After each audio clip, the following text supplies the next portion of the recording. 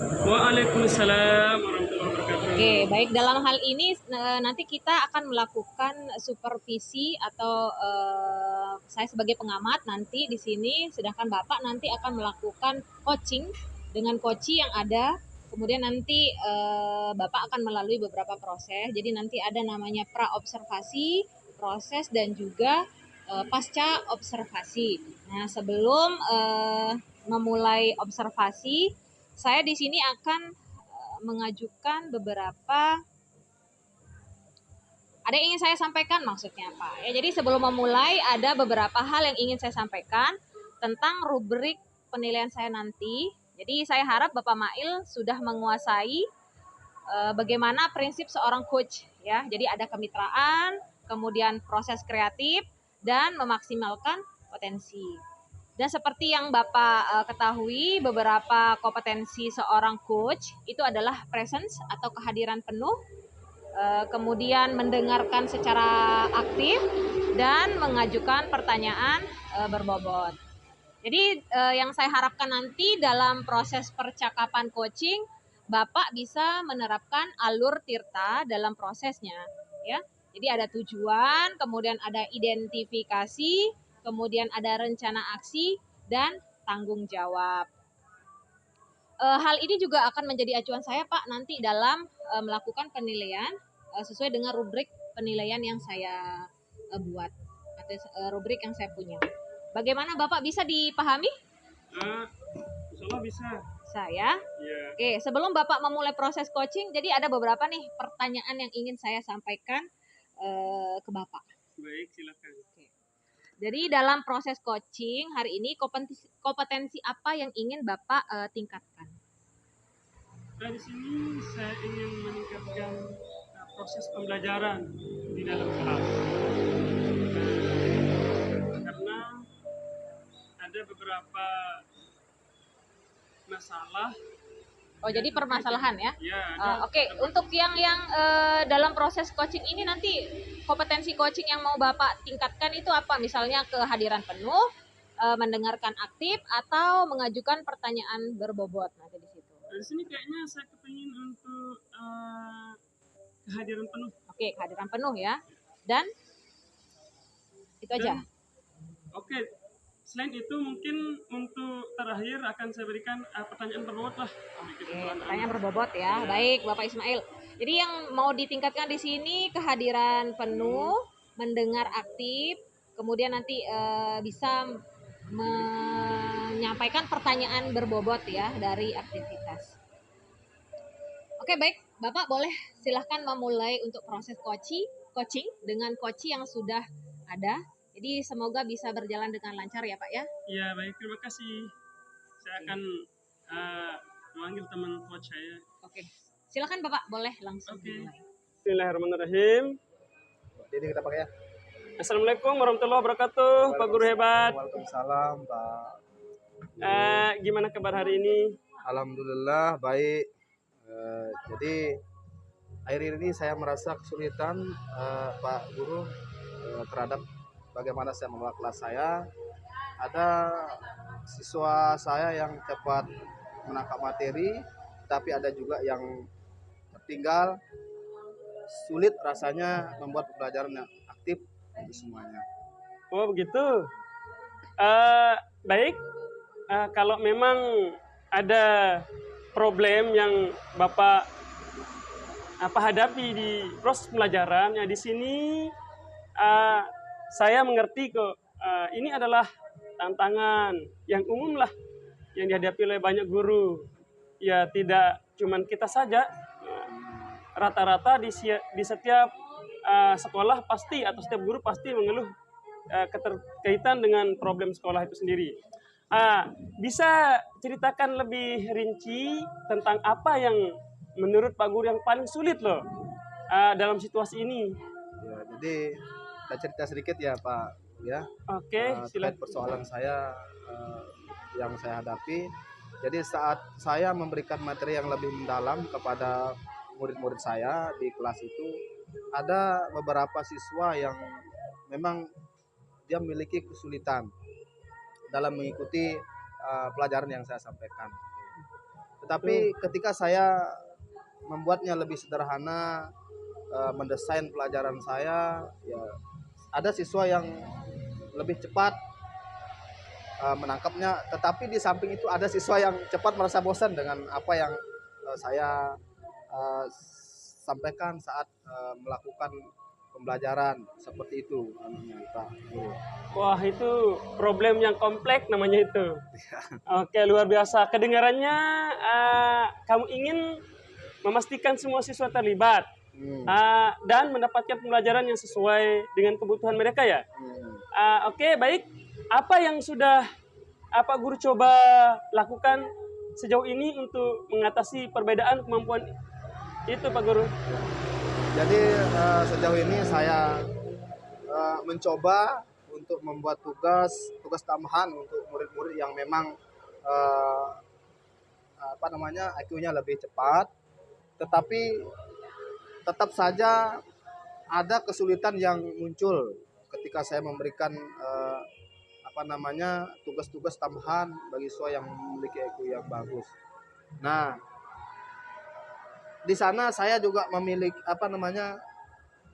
saya merasa kesulitan bagaimana saya manajemen waktu terkait dengan itu.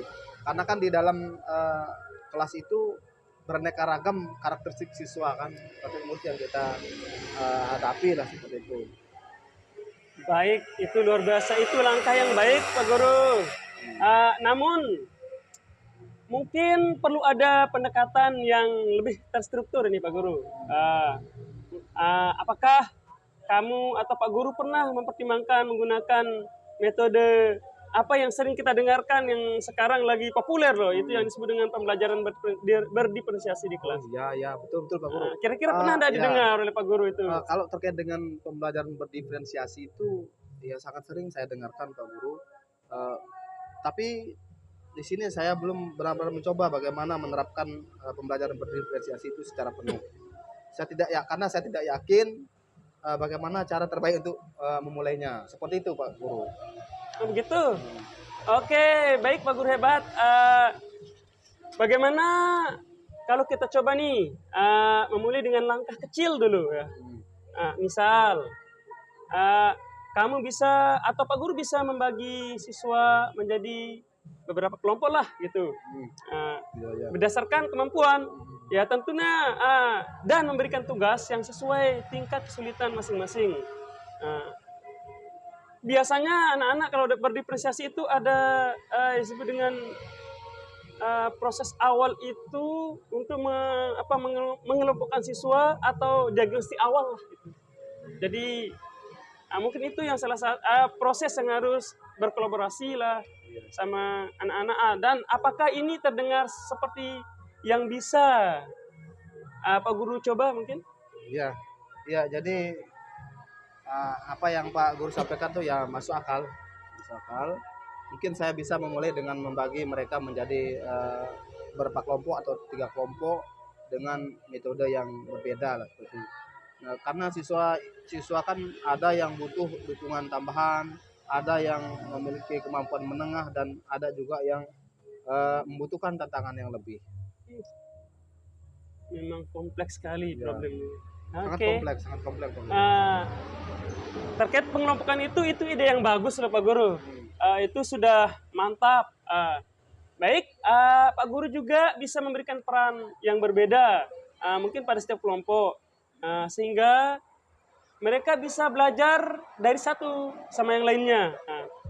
Bagaimana menurut Pak Guru? Apakah ada hal yang bisa Pak Guru coba untuk proses atau untuk mendukung proses pembelajaran tersebut?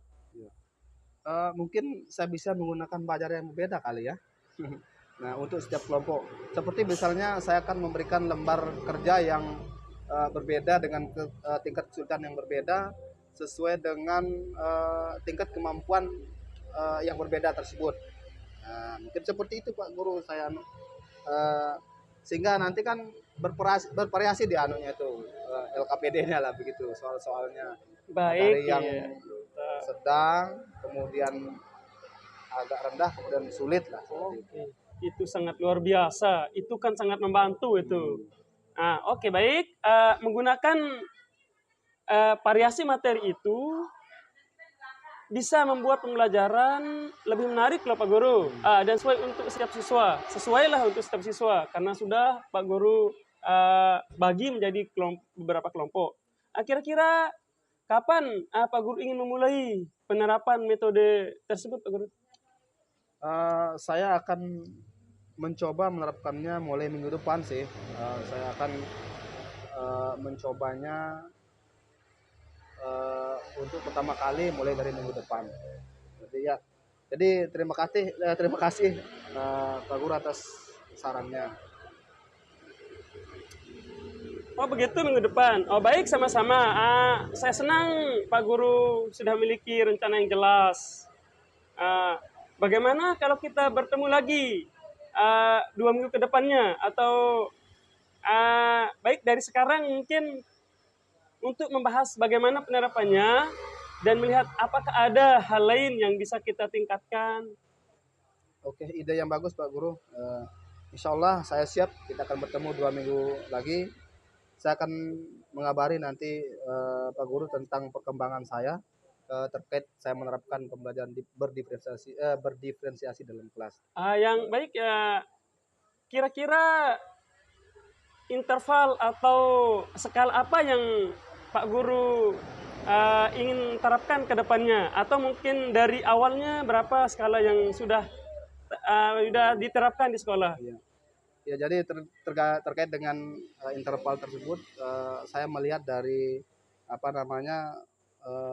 banyaknya variasi atau karakteristik siswa yang ada dalam kelas dan bagaimana saya menerapkan pembelajaran berdiferensiasi tersebut.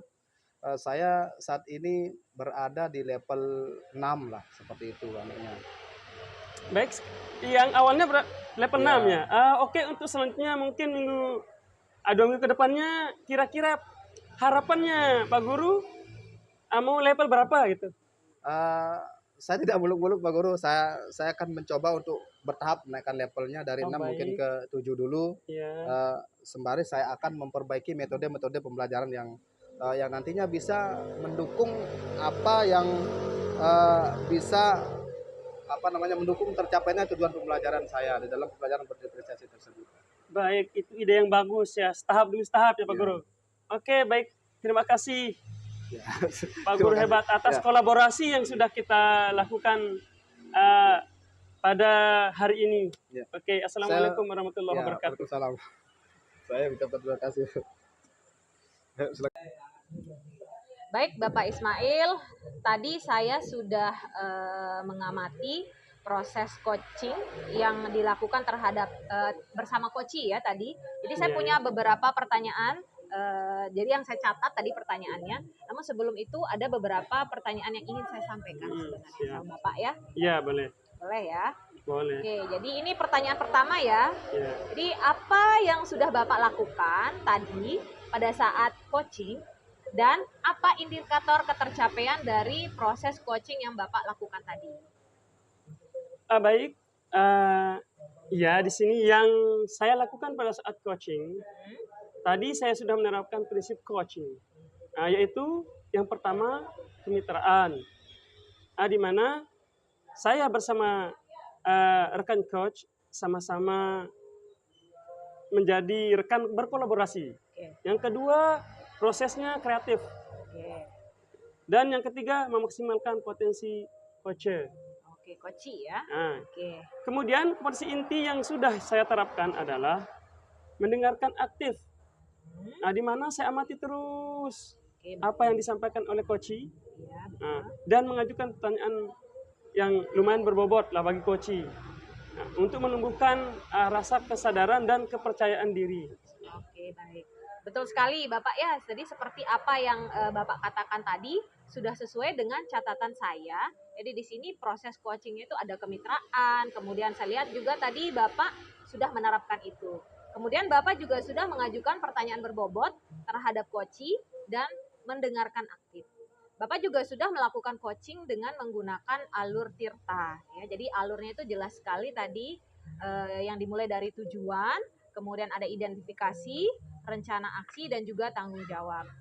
Alhamdulillah gambaran umumnya sudah tercapai ya Pak ya. Jadi Ya, menurut saya alhamdulillah. Bapak Ismail ini sudah melakukan proses coaching sudah baik ya, luar biasa ya.